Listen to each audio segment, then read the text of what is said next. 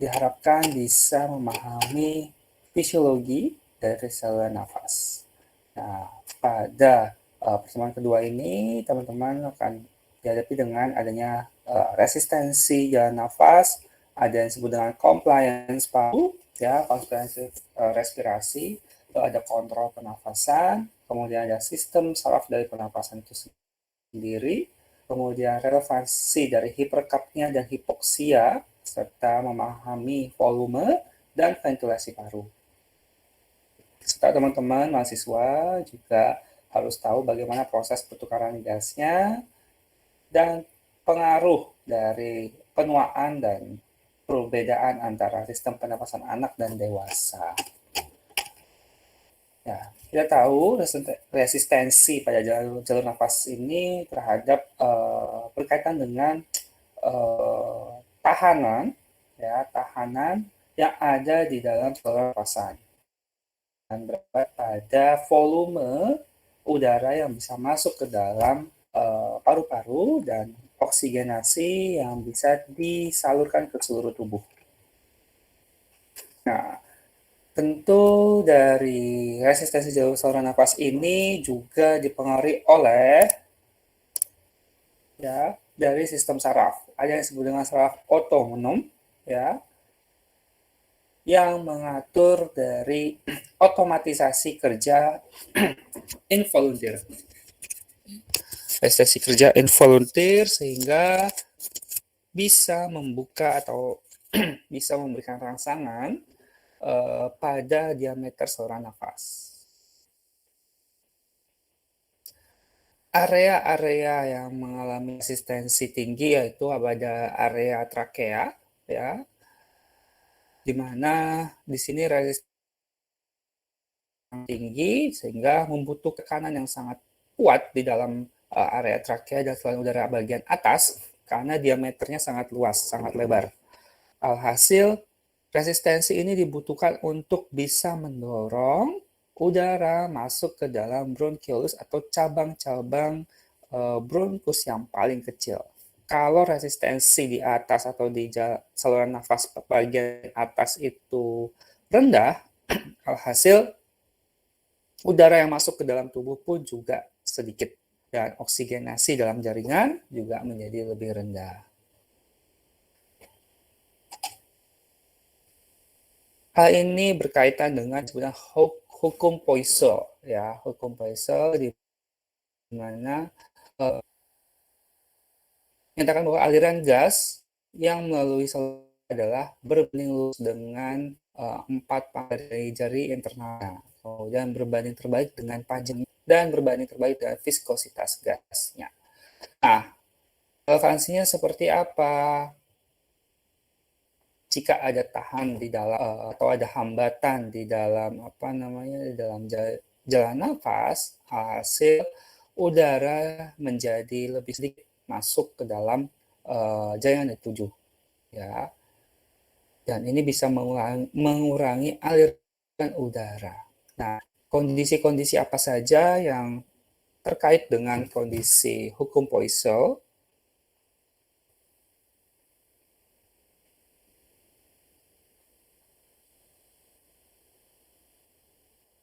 Hukum Poiseuille yaitu paling adalah kondisi PPOK, popok, ya, kondisi popok itu atau COPD bahasa Jawanya, COPD, chronic obstructive pulmonary disease. Ya, materinya belum kebuka. Nah, hal ini menyebabkan diameter, ya, semakin kecil diameter udara di dalam paru, maka semakin tinggi pula hambatan aliran udara yang bisa masuk ke dalam jaringan. Nah, konsekuensinya apa? Ya, konsekuensinya adalah sesak nafas. Ya, jadi kalau ada sesak nafas berarti ada tekanan yang tinggi pada jaringan di paru, ya, daripada jalan nafas atau aliran nafas yang tidak bisa dialirkan ke seluruh tubuh. Nah, tidak hanya COPD, ternyata ada patologi lainnya itu bronkokonstriksi karena adanya sputum. Nah, jadi teman-teman harus ada istilah sputum. Sputum itu adalah lendir atau reak kalau kita dengarnya ya. Kemudian ada edema atau pembengkakan di dalam paru-paru. Kemudian ada kerusakan pada jalan nafas, ada tumor ya yang bisa menutup aliran jalan nafas. Nah, konsekuensinya tadi kalau sudah ada penurunan diameter pernapasan akan meningkatkan resistensi jalan nafas dan karena ada peningkatan resistensi tersebut akan terjadi pembatasan aliran udara. Kalau sudah punya pembatasan aliran udara, maka hal ini akan membuat kerja otonom semakin meningkat karena ada demand oksigen di dalam paru-paru. Alhasil akan terjadi peningkatan kerja nafas atau yang sering kita dengar dengan istilah sesak napas. Ya.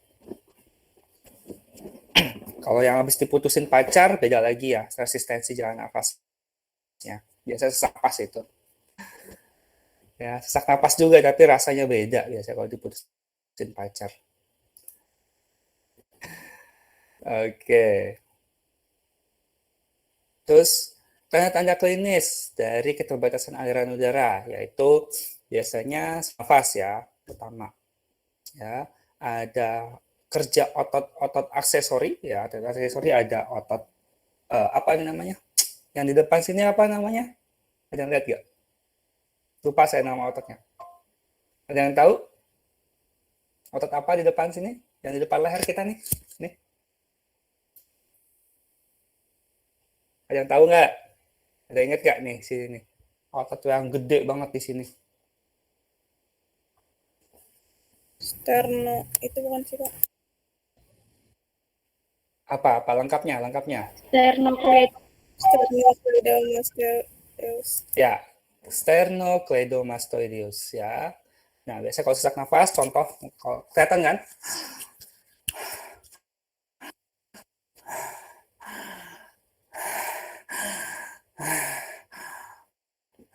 Nah, ini adalah contoh ada perekrutan otot aksesori ya.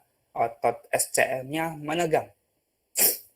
Terus ada ekspirasi aktif yang terlalu cepat. Ya. Kemudian ada yang bibirnya mengerucut ya, mencucu. Kemudian ada apa namanya? Ada bantuan dari ekstremitas atas, biasanya nafas gini. Kalau nggak gini, dia nggak bisa nafas biasanya gitu. Ya, berbicara setengah kalimat atau terengah-engah. Nah, selain itu ada mengi, ya suaranya ngik, atau pada saat tarik nafas seperti itu. Ya, alhasil kalau sudah ada tanda kalau sesak nafas, mau nggak mau energi semua akan terfokus pada area paru-paru. Pada area paru-paru. Nah, alhasil otot-otot menjadi kekurangan energi ya dan menyebabkan kelelahan. Nah, selain kelelahan akan terjadi penurunan ventilasi alveolus ya. Alhasil kalau di alveolusnya ya tempat pertukaran difusi dari oksigen ya. Kalau sudah alveolusnya terhambat kerjanya, maka tekanan parsial atau oksigenasi di dalam paru-paru itu akan jadi penurunan, ya nggak bisa berdifusi dan terjadi peningkatan tekanan parsial pada karbon dioksida. Alhasil tekanan ya di dalam alveolus yang kaya akan CO2 itu mendorong masuk ke dalam paru-paru lebih banyak dibandingkan O2 yang bisa masuk ke dalam alveolus. Nah, alhasil tubuh bisa keracunan CO2. Dan ini adalah salah satu tanda dari obstruktif.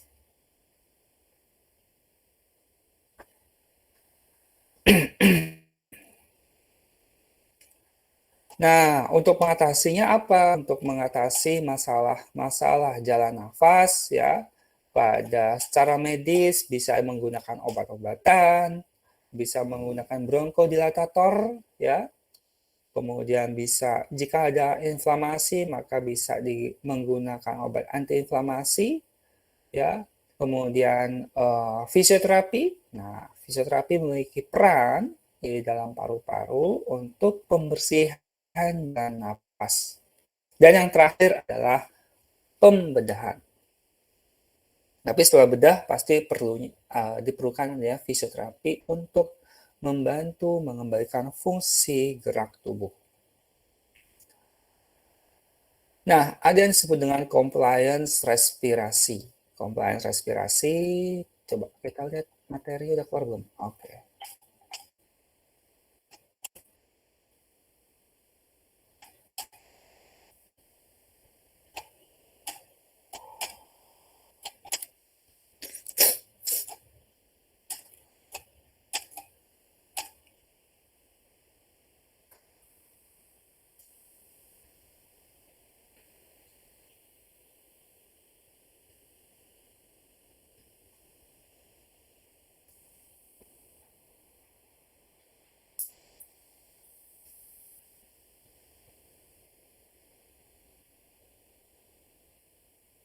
Oke, baik. Apakah sudah muncul? Oh, Sudah, belum. Pak. Sudah, Pak. Baik, saya Sudah, coba. Pak.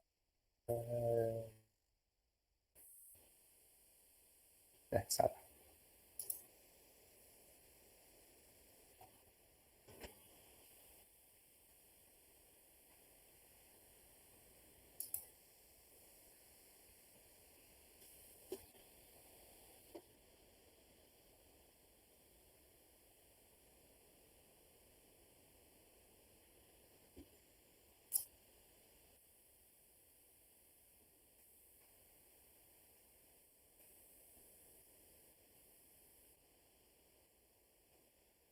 Nah, ini contoh ya, cepat banget.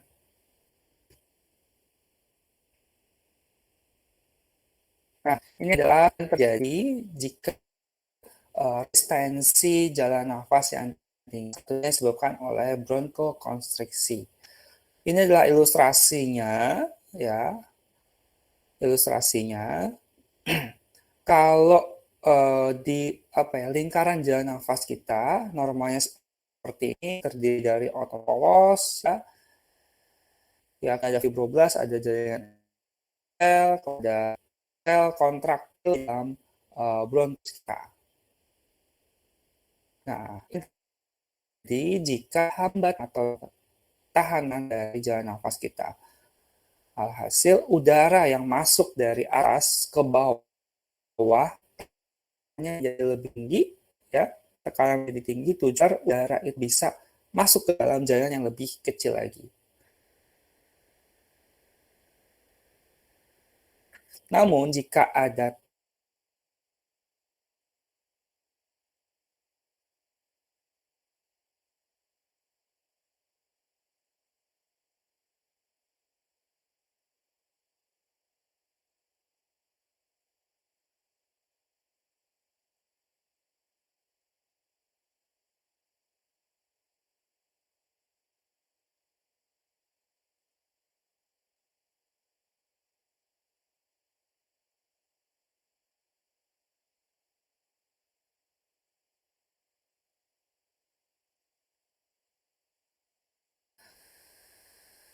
Nah, di dalam bronkus kita ada namanya silia-silia.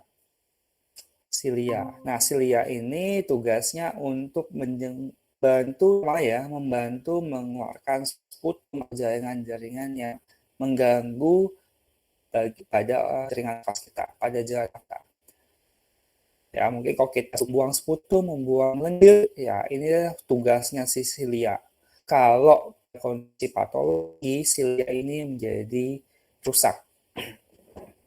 Nah, pada perokok ya, perokok itu dia biasanya suka sakit nafasnya atau suka perih dadanya, itu biasanya karena silia-silianya sudah meradang.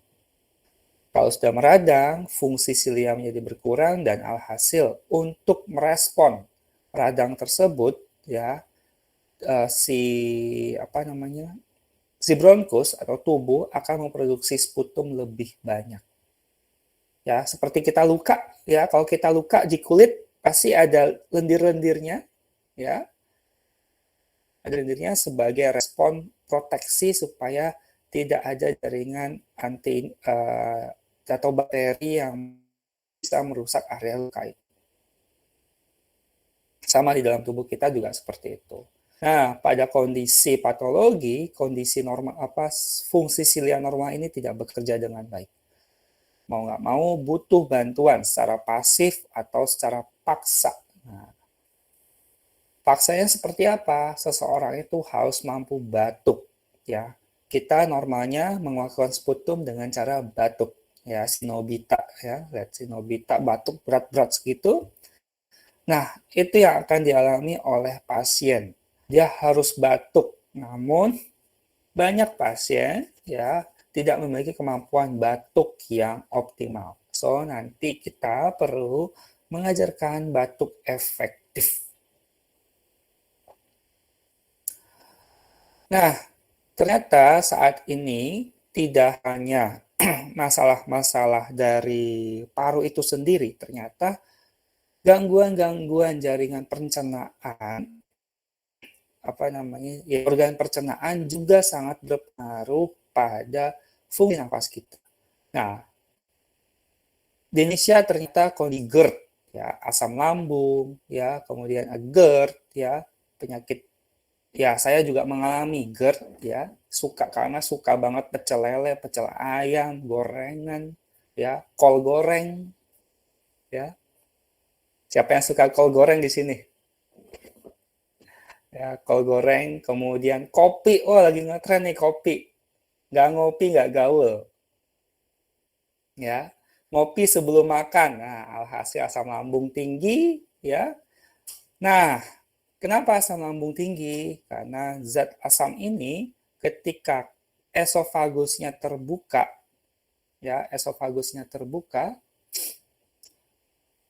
panasnya asam ini akan masuk ke kerongkongan kita. Alhasil akan menyebabkan luka, iritasi pada trakea kita atau pada tonsil kita. Nah, biasanya suka radang nih. Nah, kalau teman-teman batuk terlalu lama, akibat masalah asam lambung ini, teman-teman harus benahi dulu asam lambungnya baru sembuh gangguan nafasnya. Ini juga dialami oleh diri saya sendiri, ya, karena dulu saya gorengan, jajan-jajan barangan, sehat, ya, alhasil lambungnya jadi rusak, batuknya 2 bulan nggak sembuh-sembuh karena ispa. Jadi ada infeksi pernapasan akut ya akibat gangguan GERD ini. Yang habis makan tiduran ya nggak boleh ya alhasil dia bisa menyebabkan GERD. Ya biasanya anak-anak ya saya cegah dia dari sekarang supaya nggak ada sama seperti saya. Oke, habis makan nah haruslah duduk terlebih dahulu minimum 1 jam. Jangan langsung tiduran ya.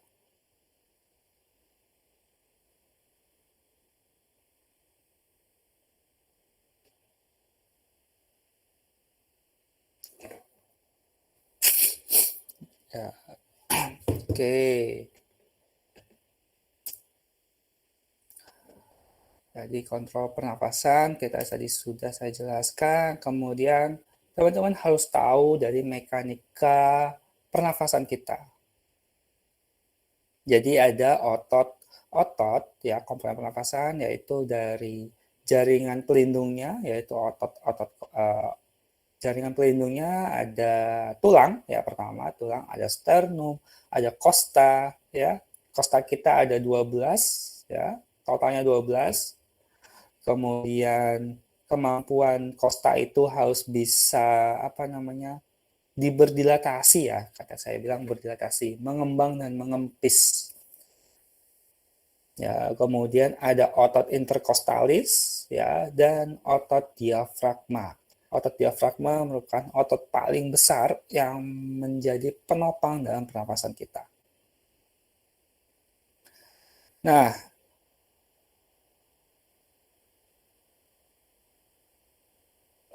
normalnya itu juga berpengaruh terhadap daya atau volume paru untuk bisa memasukkan udara lebih banyak. Kemudian kemampuan diafragma itu juga sangat diperlukan. Diafragma itu normalnya melengkung seperti ini. Ketika tarik nafas, dia akan mendatar, ya. Ketika nafas, dia harus kembali lagi ke posisi semula. Ya, mungkin bisa lihat di video saya ini. Saya coba ilustrasikan pakai tangan saya. Di posisi normal saya seperti ini, ya. Ya, posisi normal diafragma. Kemudian ketika tarik nafas dalam, diafragma mendatar, dan ketika tiup nafas dalam, tiup nafas kuat, diafragma harus bisa melengkung kembali.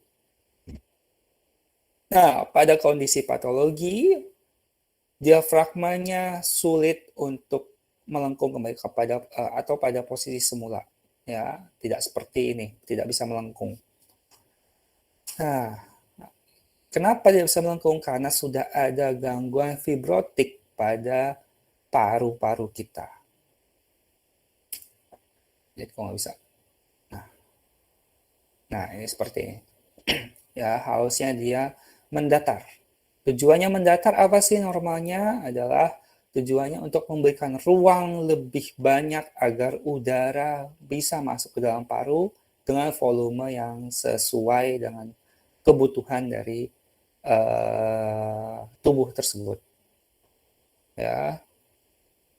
Nah, pada pelari, pada olahraga jarak jauh, olahraga endurance tinggi, ya, yang diperlukan adalah latihan nafas terlebih dahulu supaya volume udara itu bisa masuk lebih banyak agar oksigenasi bisa digunakan pada saat olahraga. Nah, banyak latihan nafas yang bisa teman-teman lihat di kutub. Ada otot bantu pernafasan, mungkin teman-teman saya rasa sudah tahu. Ya, tekanan-tekanan di dalam paru itu juga sangat berpengaruh dari tercapainya oksigenasi dalam paru-paru, dalam jaringan tubuh. Ya, ada yang sebutan daya recoil, ya, di mana daya recoil ini memberikan respon perasan supaya oksigen itu bisa masuk dan bisa berdifusi ke dalam alveoli. Kalau nggak ada tekanan yang tinggi dalam paru-paru, maka tidak terjadi proses difusi. Nah, ternyata paru kita juga dilindungi oleh pleura, ya. Pleura. Ada yang tahu pleura?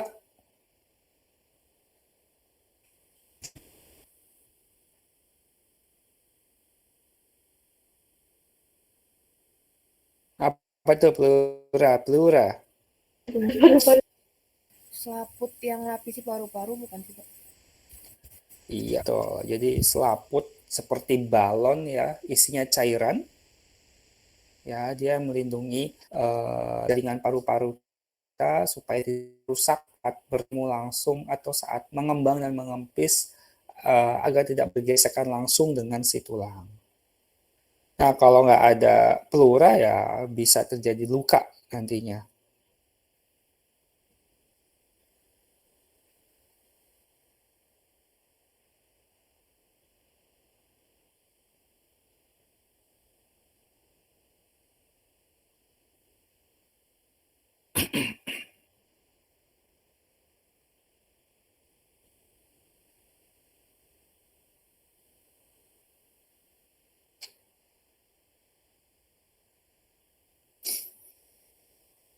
Oke. Nah, ini yang terjadi pada kondisi pneumotoraks ya. Ada gangguan. Ini normalnya seperti ini paru-paru kita. Kalau ada emfisema atau pengerasan pada paru-paru, si diafragmanya menjadi terus mendatar dan sulit untuk mengekspirasikan udara atau mendorong udara keluar dari paru-paru ke seluruh tubuh. Alhasil kita butuh bantuan paksaan dari luar dari otot-otot diafragma ini supaya bisa membantu CO2 keluar dari tubuh. Nah, kalau fungsi diafragma ini menurun, ya CO2 terlalu banyak di dalam tubuh dan bisa menyebabkan racun. Kemudian ada masalah pneumotoraks, pengecilan paru-paru. Nah, itu biasanya karena ditusuk, ya, karena ada pleuritis, ya, karena ada kematian sel-sel paru pada salah satu sisi. Biasanya salah satu keluarga saya, yaitu kakek saya, perokok aktif, ya, akhir usianya sakit-sakitan diakibatkan ada masalah pneumotoraks. Ya, pneumotoraks, paru-parunya mengecil sebelah sehingga sulit bernafas. Nah, tadi ada resistensi jalan nafas. Pada area trakea harus memiliki tekanan yang sangat tinggi agar udara itu bisa masuk ke dalam bronkiolus yang paling kecil dan sehingga bisa bertemu dengan alveolus. Di dalam alveolus terjadi proses difusi. Kalau di sini ada hambatan, maka tekanan ini akan menjadi lebih tinggi dan bahkan bisa feedback keluar lagi dari luar tubuh, ya, nggak bisa masuk. Jadi yang masuknya cuma sedikit. Mau nggak mau sesak nafas. Nah, ada yang disebut dengan compliance paru atau penyesuaian dari paru. Hal ini disebabkan karena ada perubahan volume dibandingkan dengan perubahan dari tekanan dari paru-paru itu sendiri. Compliance paru itu juga terkait dengan penyesuaian paru-paru untuk mengembangkan daya recoil, daya feedback recoil itu ngeper ya, mengembang kempisnya. Nah, gangguan kompresi paru biasanya karena hipomobilitas, ya, hipomobilitas, kekakuan. Jadi kalau pada area kosta juga bisa menyebabkan hipomobilitas, kaku pada area toraks juga bisa menyebabkan pernapasan. Nah, ini biasa kompresi paru terjadi pada orang-orang dengan gangguan hipomobilitas seperti skoliosis, kiposis, ya, kemudian gangguan postur lainnya.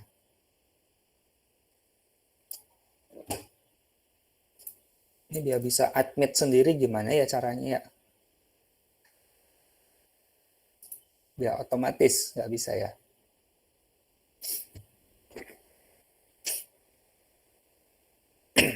Oke, compliance yang akan menjadi rendah ya jika pada saluran nafas pernafasan terjadi masalah obstruktif, fibrotik atau fibrotik pengerasan, ya, kemudian dinding dada yang kaku, ya, volume paru yang rendah, ya, seperti gangguan surfaktan atau ada gangguan sindrom tekanan pernafasan, yaitu respiratory distress syndrome. Kok nggak bisa?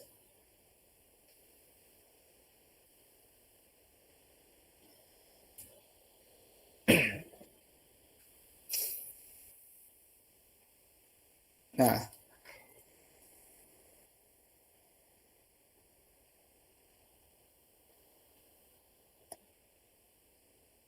oke. Ada perubahan compliance ya paru-paru dari berbagai posisi. Ini adalah contoh posisi tegak dan posisi tiduran. Oke, siapa di sini yang suka tidurannya lama nih?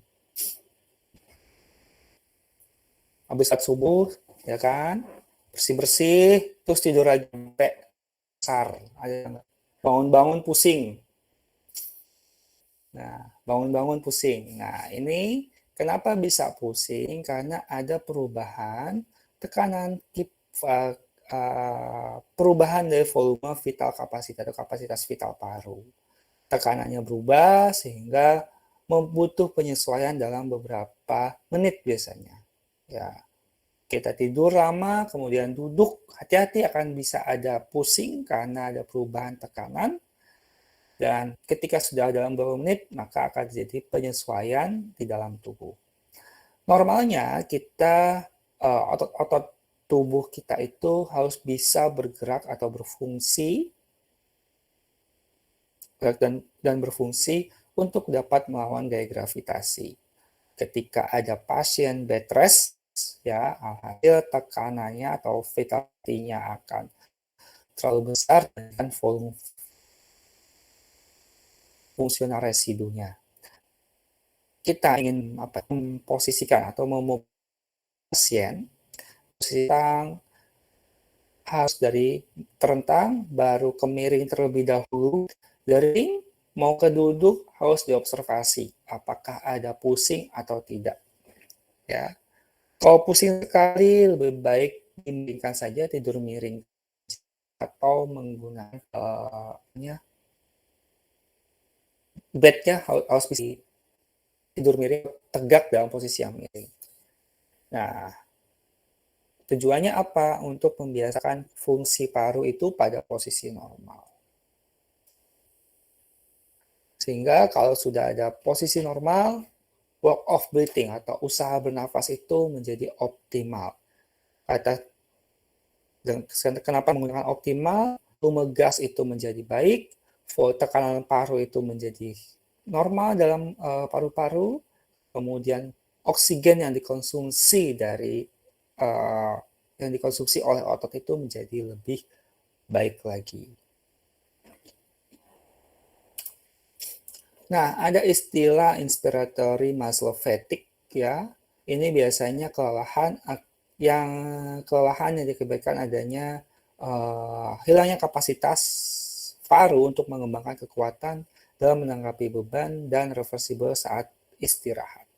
Dan biasanya kelelahan ini karena kondisi pada sistem saraf pusat yang gagal memberikan input. Nah, sehingga outputnya menyebabkan kelelahan otot perifer itu menjadi lebih lelah. Nah, contohnya pada kondisi COPD itu paling sering, ya. Jadi kalau kondisi COPD diajak latihan, ya itu harus bertahap levelnya. Kenapa? Kalau kita kasih latihan yang intensitasnya atau overload-nya tinggi, yang lebih cepat dibandingkan normalnya.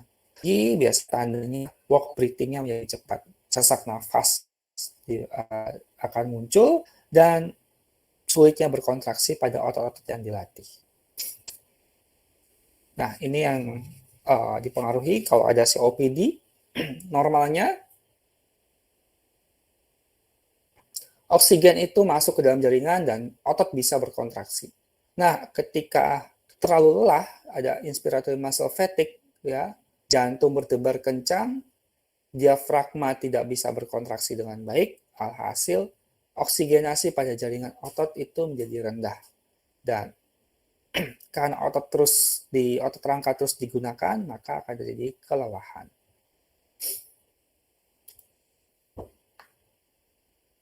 Nah, ini disebabkan karena ada yang disebut dengan respiratory muscle metabolism reflex, ya, karena ada kelelahan pada otot pernafasan yang berdampak pada kinerja otot rangka. Jadi kalau ingin mengembalikan fungsi otot, ya, perbaiki terlebih dahulu pada sistem pernafasannya. Kalau sudah pernafasan sudah bagus, maka masuk ke dalam latihan yang memberikan rangsangan pada otot-otot rangka. Nah, ini biasanya juga terjadi pada pasca operasi, pasca bedah. Biasanya teman-teman akan diminta atau pasien akan diminta untuk latih nafas, mengontrol pola nafas, ya. Yang diobservasi adalah nafasnya normal atau enggak. Kalau enggak normal, maka akan menyebabkan inspiratory muscle fatigue. Nah, ada rasio yang perlu diperhatikan, ya. Ada rasio yang perlu diperhatikan terkait dengan performa inspirasi dan workload dari respiratory. Nah, normalnya kemampuan inspirasi harusnya lebih kuat, ya, dibandingkan dengan bebannya. Ya, semakin kuat maka semakin kecil bebannya. Namun kalau beban di dalam tubuh itu atau demand di dalam tubuh itu semakin tinggi, performa inspiratory semakin. Nah, beda hal cerita pada kondisi neuromuscular disease, pada Parkinson, stroke, ya, lembut spine, kemudian apa lagi ya? Gangguan spine yang menyebabkan pada apa namanya? Pada sendi toraks, ya. Alhasil workload-nya juga meningkat, ya. Workload-nya jadi rendah dan inspiratory masanya di semakin kecil. Nah, maka dari itu perlu juga pada kondisi neuromuscular disease kita memberikan latihan nafas. Jadi jangan lupa, biasanya hanya berfokus pada fungsi tangan, fungsi kaki, tapi fungsi paru dan jantungnya tidak diperhatikan. Ya, biasanya gangguan inspiratory muscle weakness itu neuromuscular disease, ada disuse atrophy, malnutrisi, ya. Kalau kita lihat apa namanya, gangguan anak-anak kurang gizi biasanya kelihatan tuh paru-parunya, kemudian hipoksemia, hiperkapnia, kondisi asam basa, low kalsium, ya, kemudian eh, alkohol yang terlalu berlebihan, steroid juga bisa mempengaruhi, ya, kegagalan sistem dalam tubuh juga sangat mempengaruhi. Oke, sampai sini ada yang ditanyakan?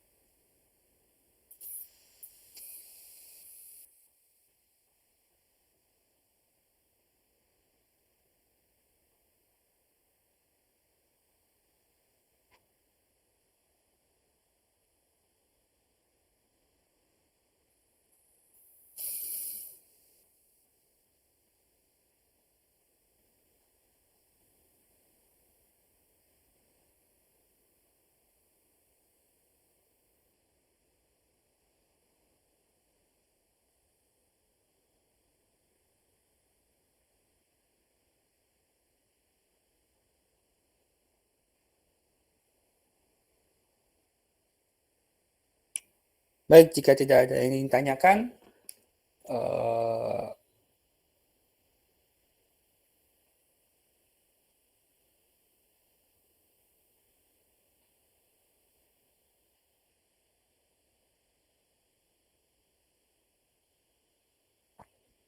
nah, saya berikan tugas ke teman-teman, ya, ya.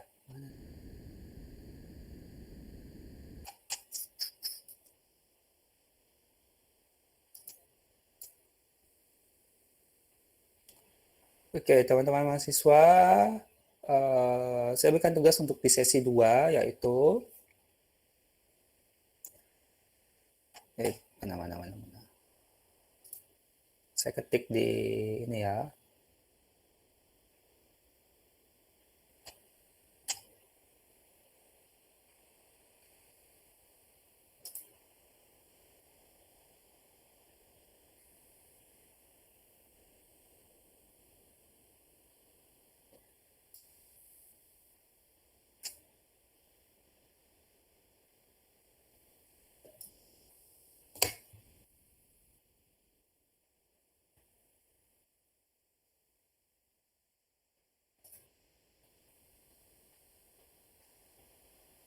Oke, tugasnya adalah yang pertama, teman-teman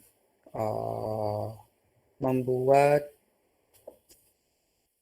penjelasan terkait dengan volume paru. Yang kedua, mendeskripsikan volume paru pada patologi COPD. Ini online saja, jadi teman-teman langsung ketik aja di jawabannya, jadi nggak file submission.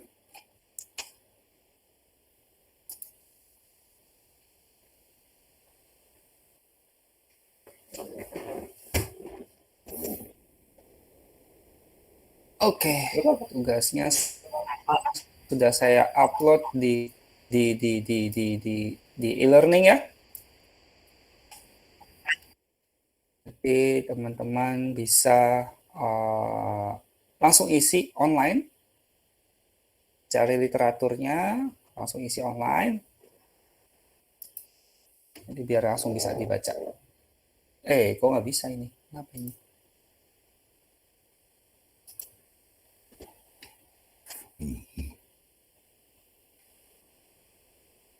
Tugas temu 1, terima kasih sudah dikerjakan. Nanti malam mungkin atau besok saya proses penilaian ya. Kurang lebih semua bagus sekali, saya apresiasi tugasnya teman-teman melakukan dengan baik. Ya, saya apresiasi. Tentu hasilnya sudah pasti bagus. Kok nggak bisa ketik. 2, nah gitu ya.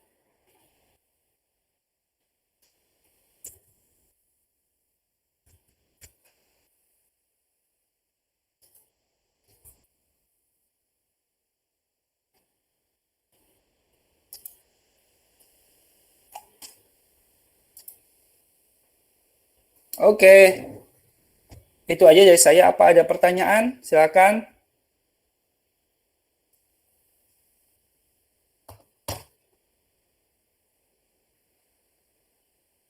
Baik, jika tidak ada, saya akhiri pertemuan sore hari ini. Ya, singkat, padat, supaya nggak bosen juga. Ya, saya yakin teman-teman udah bosen karena saya nggak dapat kebagian sesi offline ya. Kita nggak ada temu offline ya? Ada temu offline nggak? Tapi Pak, bisa memungkinkan nggak Pak? Apa tuh memungkinkan apa nih? Ya kita semisal ada praktekum gitu. Insya Allah bisa. Setelah teori kita sempatkanlah untuk bisa temu offline untuk masalah prakteknya ya. Mulai dari pemeriksaan dan proses rehab paru. Oke? Baik Pak. Siap. Ingatkan saya lagi. Siapa nih namanya? Teguh Rivaldi. Bagus sekali namanya. Ya Pak. Saya kan anak dosen TA Bapak. Oke. Siap. Oke, baik. Terima kasih dari saya. Saya akhiri. Assalamualaikum warahmatullahi wabarakatuh. Waalaikumsalam warahmatullahi wabarakatuh. Terima kasih Bapak. Makasih Weden.